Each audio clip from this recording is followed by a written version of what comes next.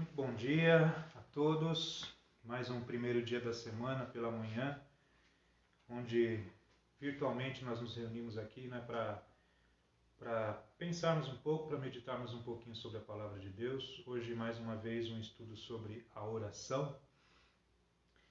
E é o nosso estudo hoje de número 8, mas como vocês sabem, eu estou usando um estudo que é do site do Biblecourse, que só tem em espanhol, como eu já disse algumas vezes.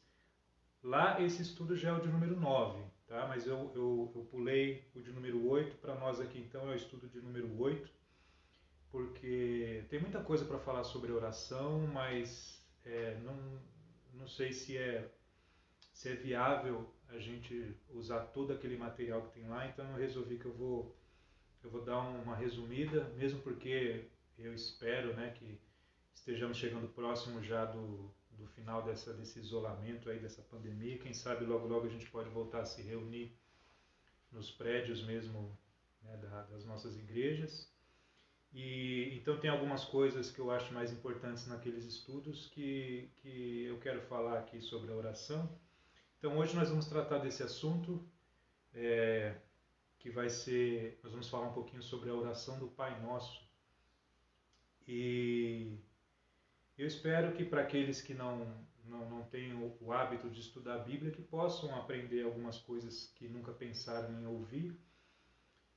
Para aqueles que congregam comigo, sabem que eu já dei estudos sobre esse assunto, né? Até em duas congregações diferentes, mas foram dois estudos também um pouco diferentes. E esse estudo de hoje, ele é um estudo que é baseado nessas lições do espanhol que eu estou pegando, mas eu mesclei algumas coisas com essas aulas que eu já costumo dar sobre esse assunto da oração do Pai Nosso. E como eu sempre digo, eu espero que seja produtivo, que Deus possa abençoar aqueles que assistirem e que todos nós possamos nos aproximar um pouquinho de Deus, não é?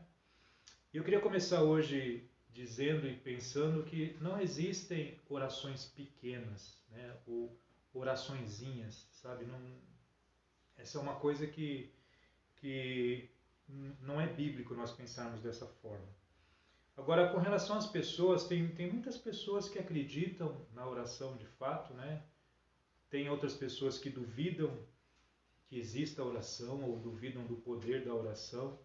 Algumas pessoas até acreditam que a oração seja uma espécie de autossugestão, não é? A pessoa fica imaginando determinada coisa, fica falando sobre aquilo, repetindo, repetindo e acaba acontecendo. Um exemplo assim bem simples seria, por exemplo, uma dor de cabeça, né? Então tem gente que diz, não, aquela pessoa fica orando, pedindo para que aquela dor de cabeça passe, e fica falando, falando, falando. Então ela se autossugestiona e acaba que aquela dor de cabeça realmente pode passar. Então, para algumas pessoas, quando se pensa em oração, elas imaginam que seja algo parecido com uma autossugestão. Outras pessoas acreditam que a oração de fato é algo poderoso, né? É um milagre poderoso. Então, e dentro desses dois extremos, existem pessoas que estão aí mais no meio, né? Que não acreditam nem que a oração seja tão poderosa, nem que seja algo simples como uma autossugestão, mas a maioria das pessoas pratica algum tipo de oração, né? Elas podem chamar de outras coisas ou podem imaginar que aquilo que a gente chama de oração seja outra coisa, mas a maioria das pessoas pratica algum tipo de oração. Agora, pensando, por exemplo, quando nós vamos fazer visitas para pessoas que estejam no hospital, doente. Eu mesmo já fiz trabalhos de visitar pessoas em hospitais e você passa por muitos quartos e você tem um horário determinado que você pode fazer aquilo. Então, muitas vezes as pessoas pedem para que a gente faça uma oração para ela e, devido ao tempo até, a gente precisa fazer uma oração que seja curta, né? Porque como a gente vai passando em muitos quartos, não dá tempo para fazer uma oração profunda, para conversar detalhadamente com Deus sobre aquela situação. Agora, o fato de fazermos uma oração curta ali não representa que nós estamos fazendo uma oraçãozinha, sabe? Ou algo como uma oração pequena. Mesmo porque a gente precisa ter um conceito sobre oração que seja mais de acordo com a realidade bíblica, né? Então, oração não é de fato um milagre, né, que acontece baseado naquilo que você está dizendo, baseado nas suas palavras. Oração não é um misticismo, você não pode usar a oração como se fosse um amuleto, não é uma superstição. A oração não pode soar como se fossem palavras mágicas, né? Algo que você recita ali, que você declama, né? Eu determino que tal coisa vai acontecer. Isso é basicamente um abracadabra. Então a gente não pode assemelhar a oração a nada parecido com isso. Na verdade, a oração ela é um clamor a Deus, né? E não pode ser reduzida como se fosse um hobby, né? Ou como se fosse um passatempo. Porque tem muita gente que separa o seu dia, né? Ah, eu preciso assistir aquela minha série, eu preciso ouvir aquela música, eu preciso ler aquele livro e eu preciso fazer a minha oração. Então, isso acaba se tornando meio que automático na pessoa e ela não se aproveita da profundidade que a oração deve ter. Então, por isso que eu estou dizendo que não existe essa ideia de, eu vou fazer uma oraçãozinha, né? Eu vou fazer ali uma pequena oração. Não, o que existe de fato é, ou você fala com o Deus vivo, né? E é isso que a gente chama de oração, ou você não está fazendo nada ali. Então, oração é amor, oração é respeito, é tremor, é clamor diante de Deus. Oração é uma forma de adoração que nós expressamos ao nosso Deus. E pode sim ser feito de uma maneira rápida, né? De uma forma rápida, se a situação ali exigir isso. Mas mesmo que seja uma oração rápida, não é rebaixada a uma oraçãozinha. Não é algo sem importância, não é algo menor.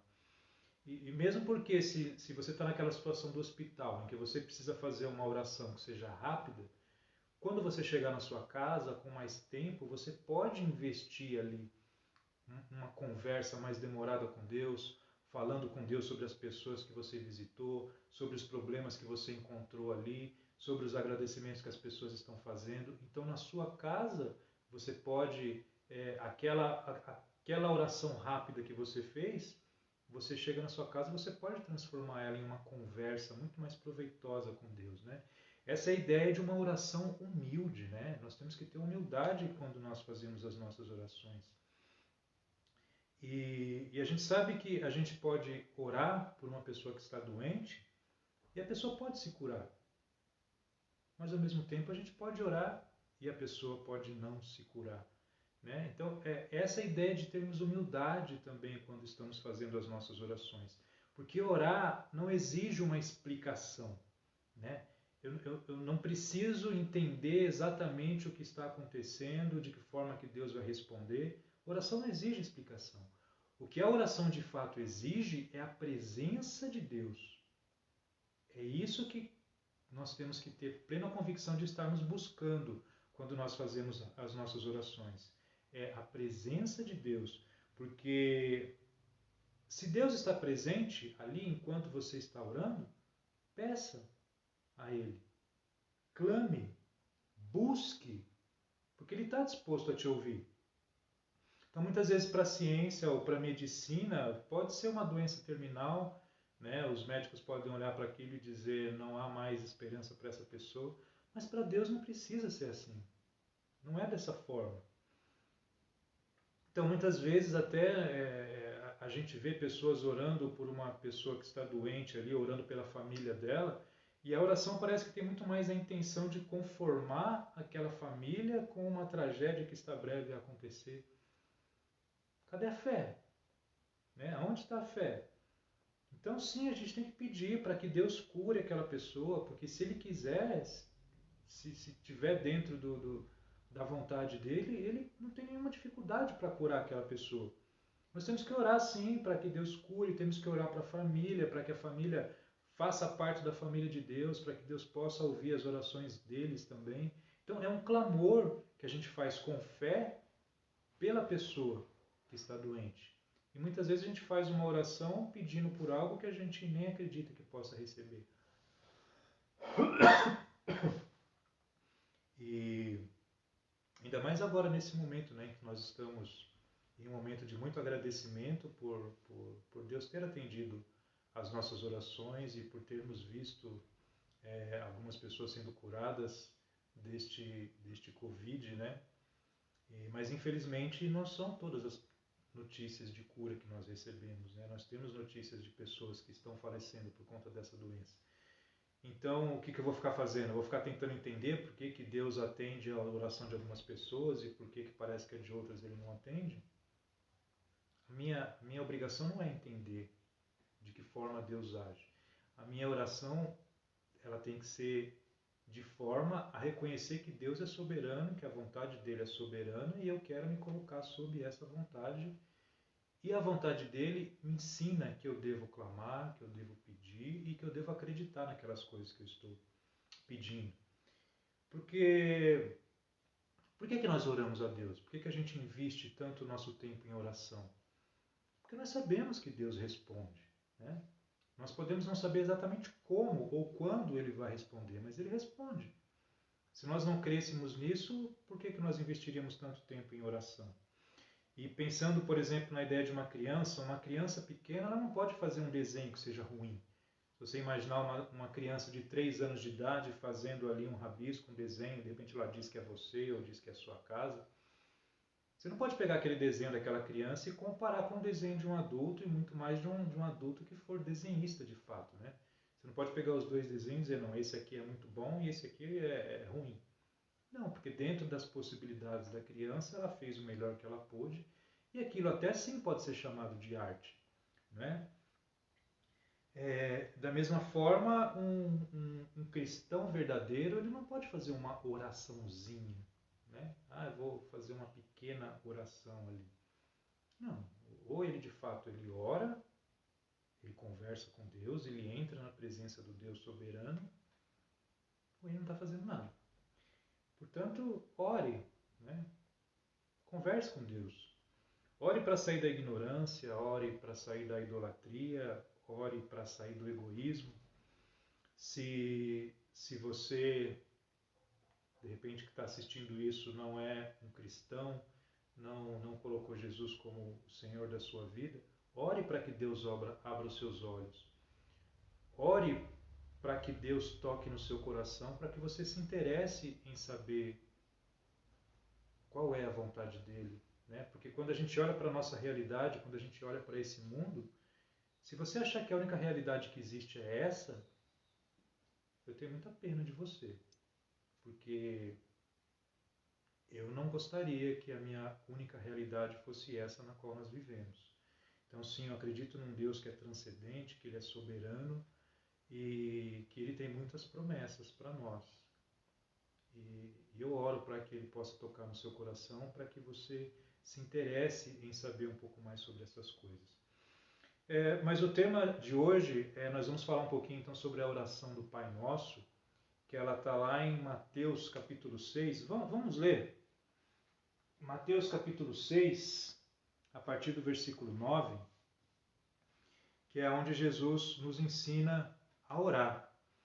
Mateus capítulo 6, do versículo 9 ao 13, diz assim: Portanto, orem assim: Pai nosso que estais nos céus, santificado seja o teu nome, venha a nós o vosso reino, seja feita a tua vontade, assim na terra como no céu.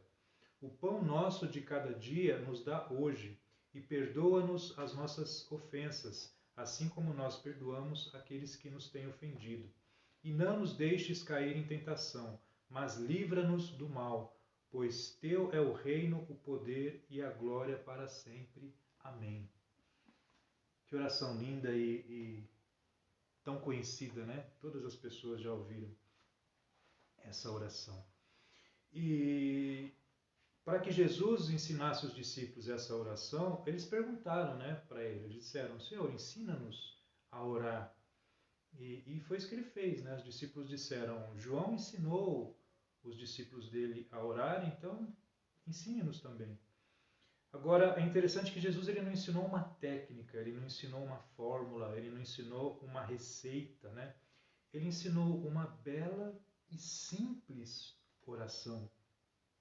E nessa oração simples que ele nos ensinou, ela contém todos os princípios que a gente precisa saber de uma oração. Porque se nós pensarmos o tema sobre oração, pode ser infinito, né? Tanto que eu comecei dizendo que eu vou dar uma resumida nesses estudos de oração que eu tenho, porque a gente pode falar muita coisa sobre oração. Muita coisa. Agora, Jesus, quando foi ensinar sobre oração, ele resumiu isso em poucas palavras e de uma maneira maravilhosa, de uma maneira magistral. E eu fico até assustado, como é que as pessoas podem ignorar isso, né? Podem não querer compreender o que é que Jesus, a profundidade do que Jesus está nos ensinando ali. É uma pena. Depois do Salmo 23, eu acredito que essa passagem onde Jesus nos ensina a orar é a passagem mais conhecida da Bíblia, né? E se nós pensarmos, o Pai Nosso ele pode ser dito em menos de um minuto, né? Você repetindo as palavras do Pai Nosso, em menos de um minuto você consegue fazer toda a oração.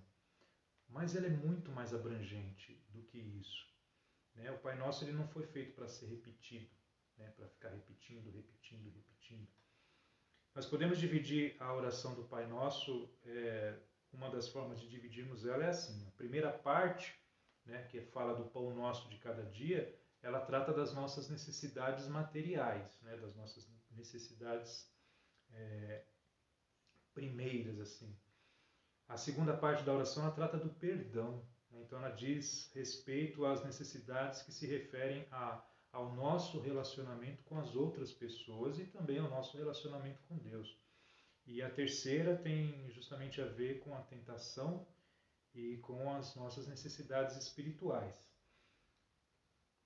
E quando nós olhamos para essa oração, nós entendemos que uma oração ela pode ser profunda, mas ao mesmo tempo simples e descomplicada. Certa vez foi feita uma observação sobre um homem que estava orando em um culto da igreja e ele fez uma oração muito longa, né? Aí alguém disse assim, ele não está orando o suficiente em sua casa, lá no seu quarto, né? Porque na nossa intimidade, no nosso lar, quando a gente investe um tempo com Deus, é onde a gente abre o nosso coração e fala para Ele sobre tudo aquilo que nos aflige, onde nós conversamos com Ele sobre qualquer questão que nós tivermos. Nos cultos, as orações elas são mais específicas, né? Então não há necessidade de fazer uma oração extremamente longa. Não é o momento ali. Então, o momento de se fazer esse tipo de oração, de fato, é quando você está na intimidade do seu lar. Né? Você não tem que se preocupar em fazer uma oração bonita, uma oração que impressiona as pessoas quando você está em uma reunião, mesmo porque depois de alguns minutos as pessoas nem estão mais prestando atenção direito naquilo que a pessoa está dizendo. E essa oração que Jesus nos ensina, ela é uma oração perfeita. Né? Ela é uma oração completa em todos os aspectos. Não tem nada que precisa ser acrescentado nessa oração que Jesus nos ensinou. Nessa oração nós temos louvor, temos ação de graça, temos confiança, temos petição, né? Nós pedimos a Deus. Nessa oração nós encontramos perdão, nós encontramos a orientação de Deus para nós. Então, não são palavras para ficarem sendo repetidas a exaustão, né? Ore 30 Pai Nossos e Deus vai te abençoar ou vai te conceder aquilo que você está querendo. Não é dessa forma que nós usamos e entendemos a oração padrão, né? A oração modelo. E a ideia dela é justamente esse. Ela é um padrão a ser seguido, ela é um modelo a ser seguido.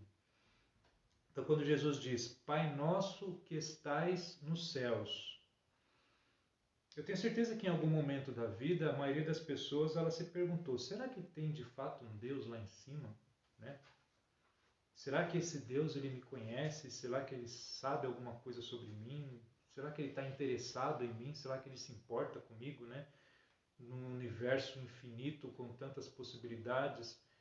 E aí não é nem algo que eu necessariamente acredite, mas que outras pessoas podem pensar, né? Que num universo tão grande, com tantos planetas e tantas estrelas, é possível que existam outras milhares de civilizações por aí. Por que Deus estaria preocupado comigo aqui nesse planetinha, num canto escondido da Via Láctea? Então, O que é que Jesus nos diz com relação a isso? Sim, tem um Deus lá em cima e esse Deus ele está preocupado e está atento com tudo aquilo que você faz nesse planetinha aqui que nós vivemos. Então, para entendermos a profundidade dessa oração do Pai Nosso, eu queria fazer com vocês dessa forma. Nós vamos olhar cada pedacinho da oração, nós vamos prestar atenção em cada trecho que Jesus está nos ensinando aqui. Então eu comecei citando aqui, né, Pai Nosso que estais no céu, mas vamos pensar apenas na primeira palavrinha aí, Pai. O que é que significa quando nós oramos o Pai Nosso e chamamos Deus de Pai? Essa ideia de um Deus como Pai, ela não era comum para as pessoas para quem Jesus ensinou. Os judeus não tinham o hábito de pensar em Deus como Pai.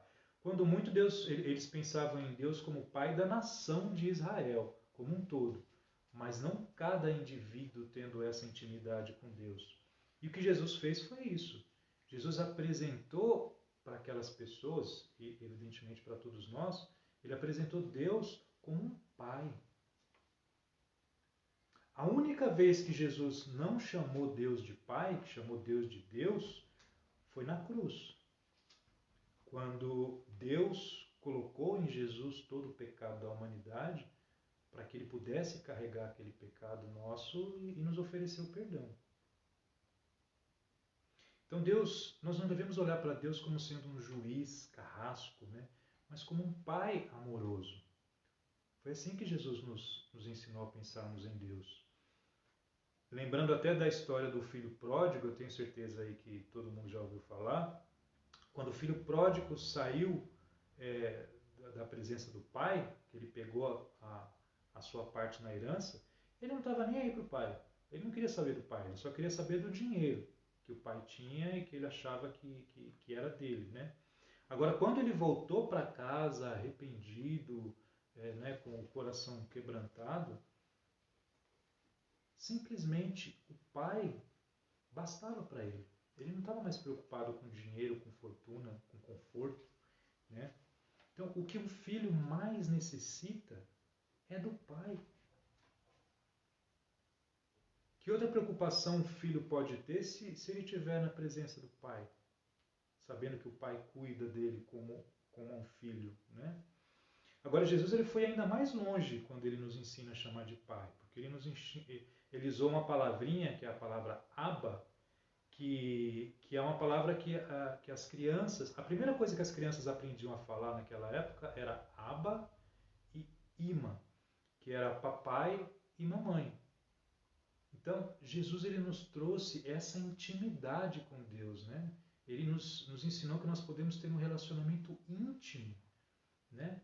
Como uma criança pequena tem intimidade com seus pais. Isso para os judeus era algo impensável naquela época, né?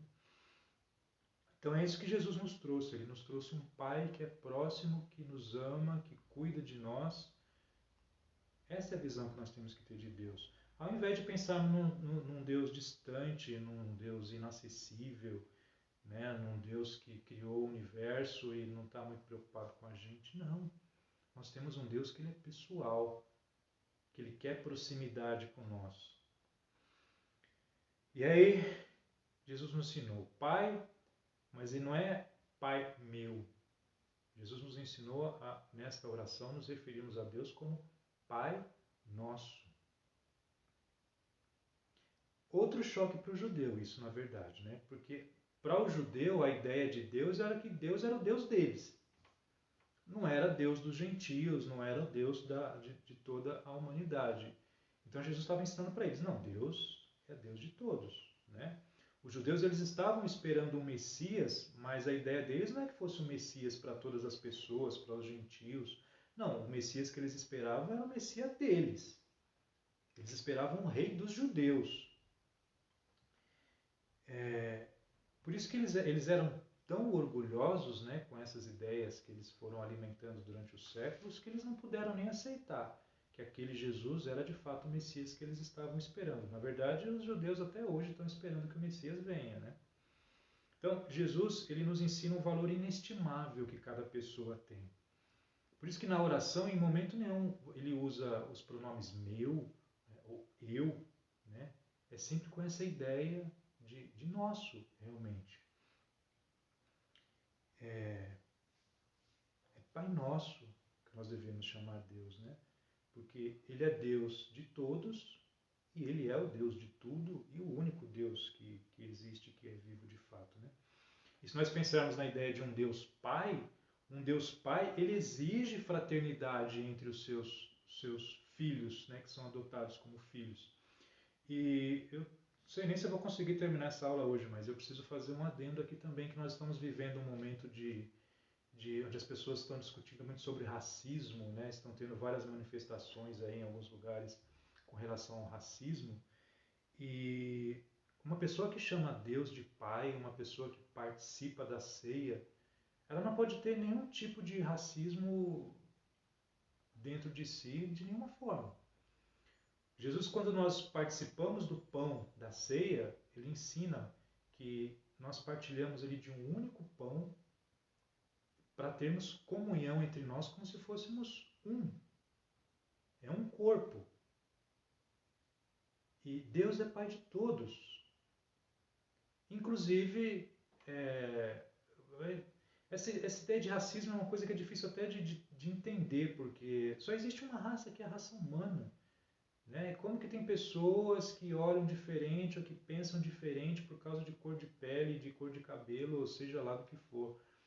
Então, uma pessoa que partilha do pão da ceia, ela está partilhando ali de um único corpo e ela tem que saber que nesse corpo que ela está participando tem pessoas de todas as cores, de todos os tipos de cabelo, de todas as classes sociais.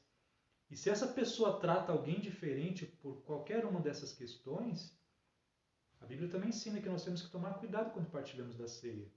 Porque quem come e bebe indignamente, come para a sua própria destruição.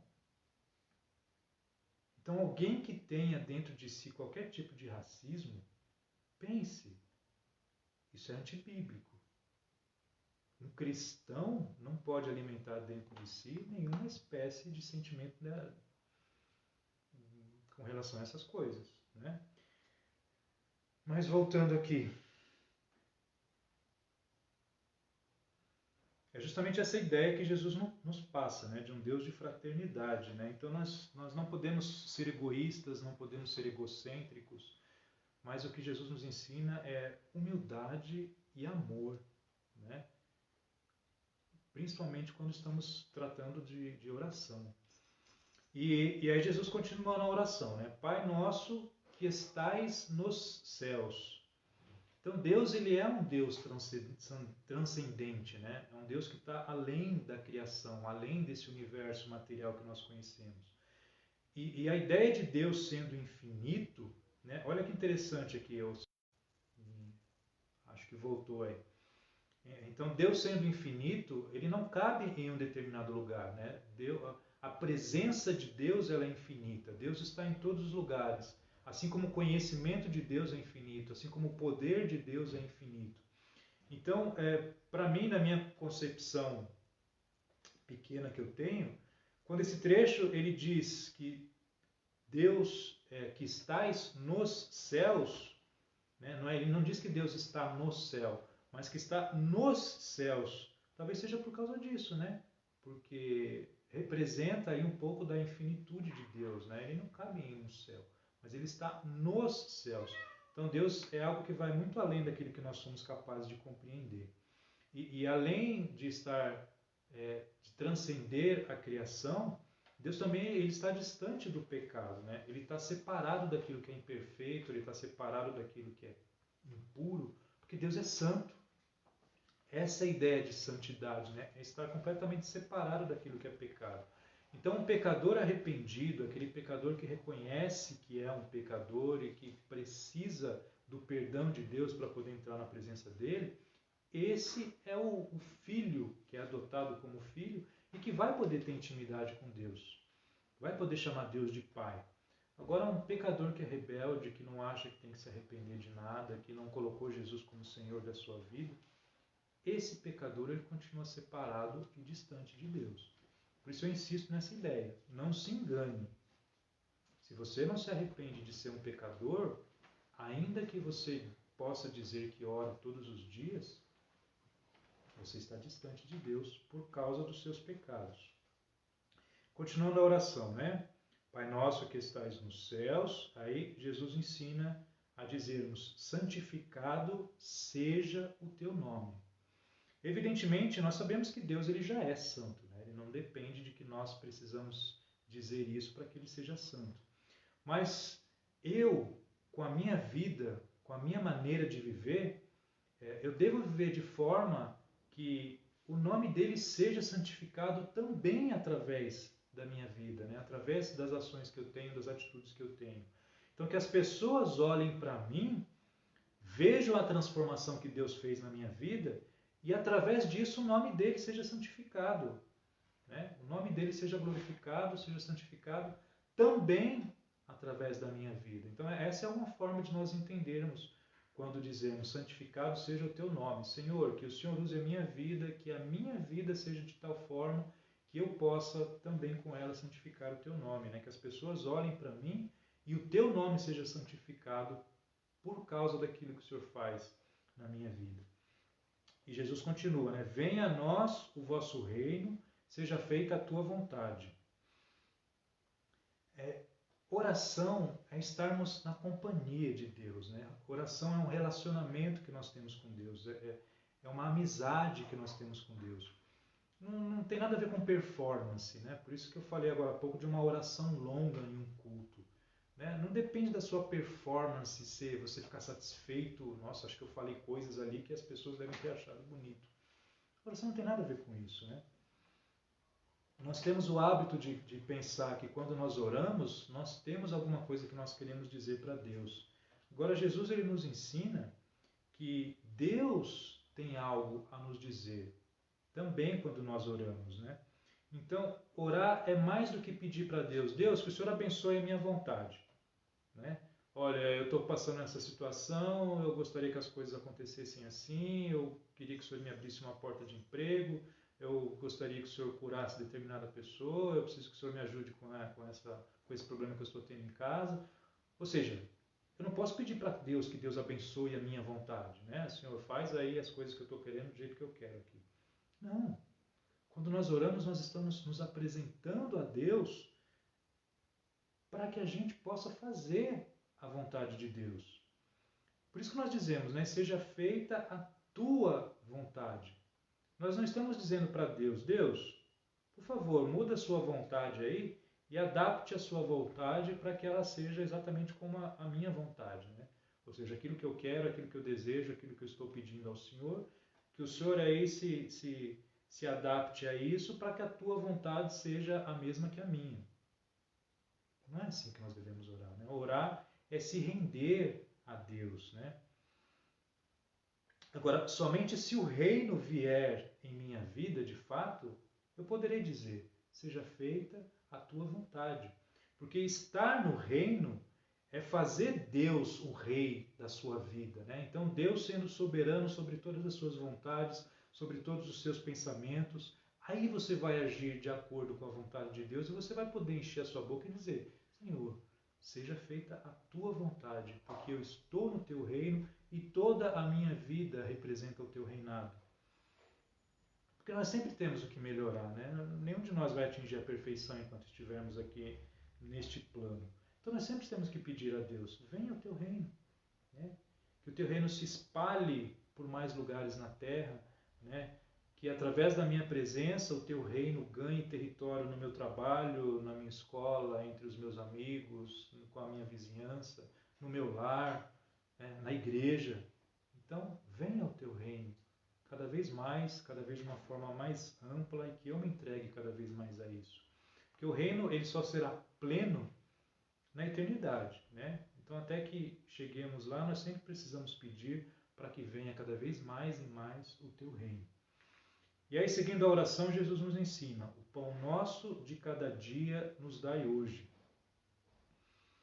Então, de forma maravilhosa, Jesus ele sai, né, da vontade do Pai para o nosso pão terreno.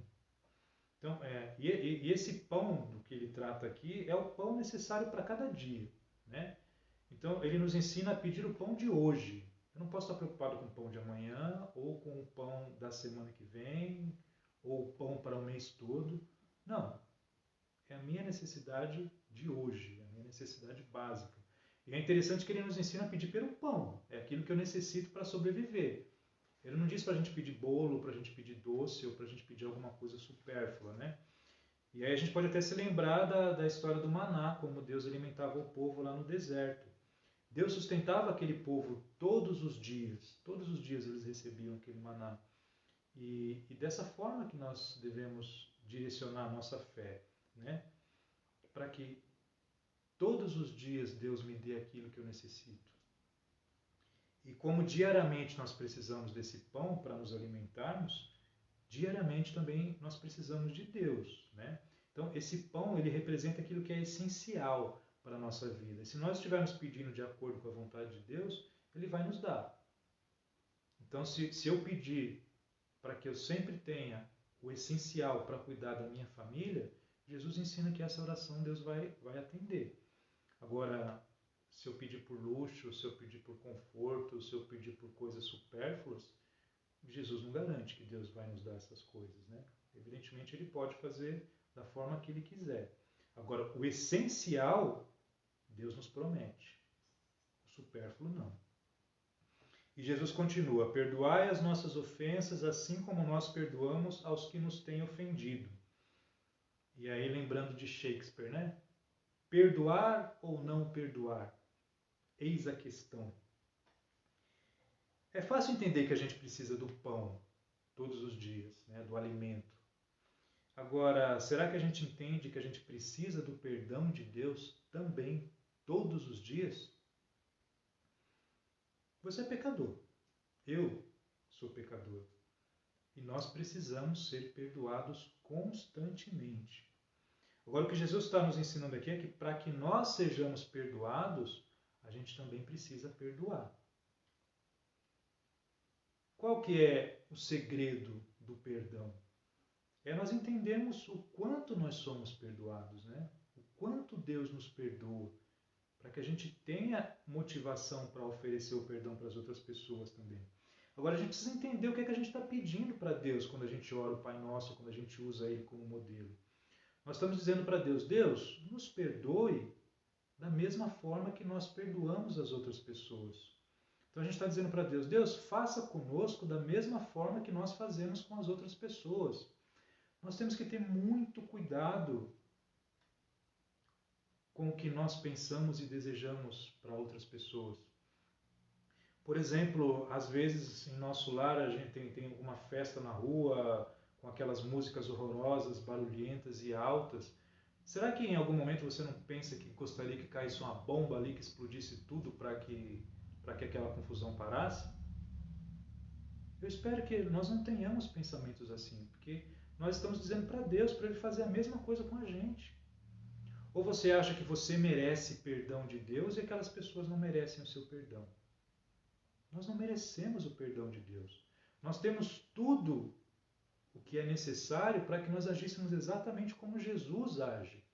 Deus nos deu inclusive uma consciência que nos mostra o que é certo e o que é errado.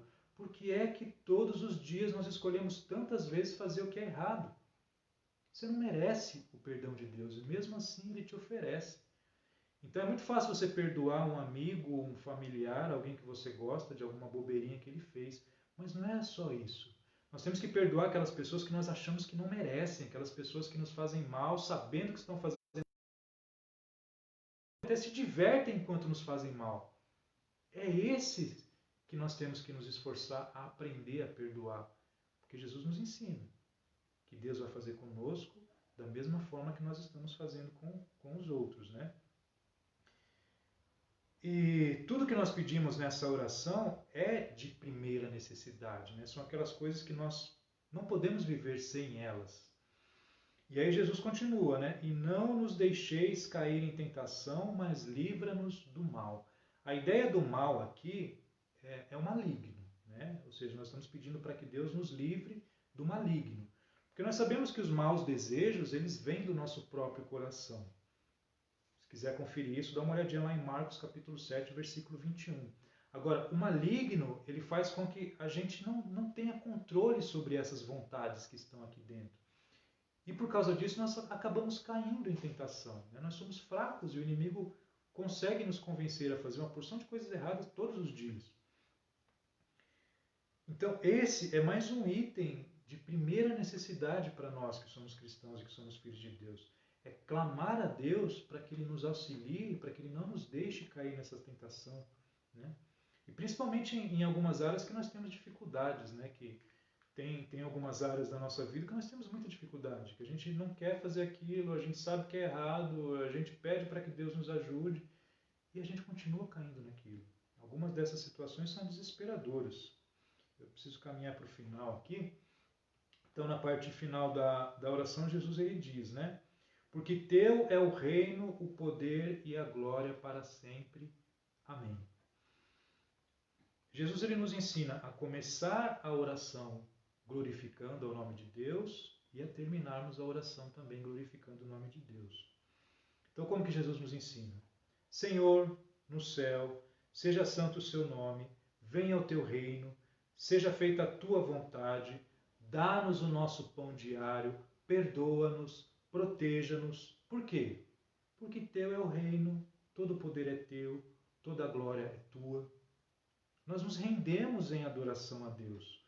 E é por isso que apenas repetir essa oração pode não ter nenhum valor.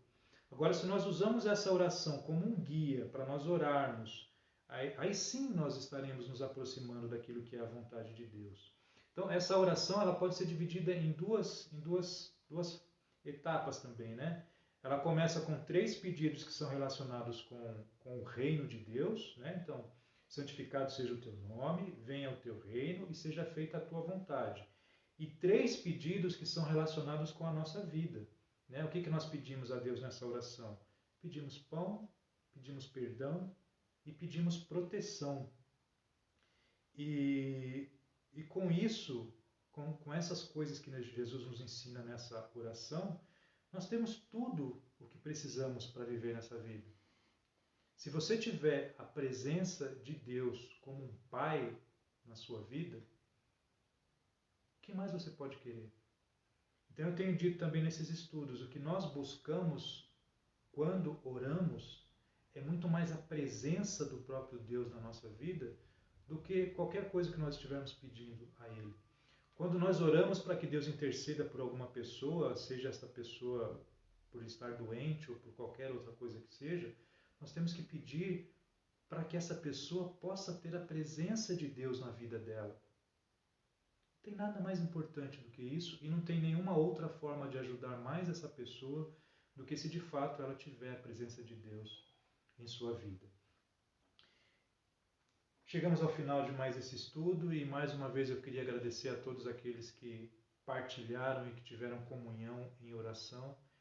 E é muito gostoso, a partir desses momentos, nós estarmos já não mais clamando a Deus, não angustiados, pedindo por algo que muitas vezes possa nos parecer um milagre, mas nós estamos em um momento de agradecimento. Né? Isso é muito bom. Agradecermos a Deus por Ele ter ouvido as nossas orações, por nós termos alguns dos nossos entes queridos de volta ao convívio do nosso lar. Então, que Deus nos abençoe, que Ele nos ensine a clamar como nós devemos fazer, de acordo com a vontade dEle, e que Ele nos ensine também a entender a vontade dEle, que é soberana, porque nem sempre Ele vai atender os nossos desejos, os nossos pedidos. Por isso temos que orar também por tantas e tantas famílias que estão sofrendo, que estão passando por perdas neste momento de pandemia, de isolamento. Então, meu desejo é que Deus abençoe cada um de vocês. E mais uma vez eu digo que eu vou estar orando por cada um de vocês e peço também que vocês continuem orando por mim e que nós estejamos agradecendo a Deus por tudo. Muito obrigado e que Deus abençoe.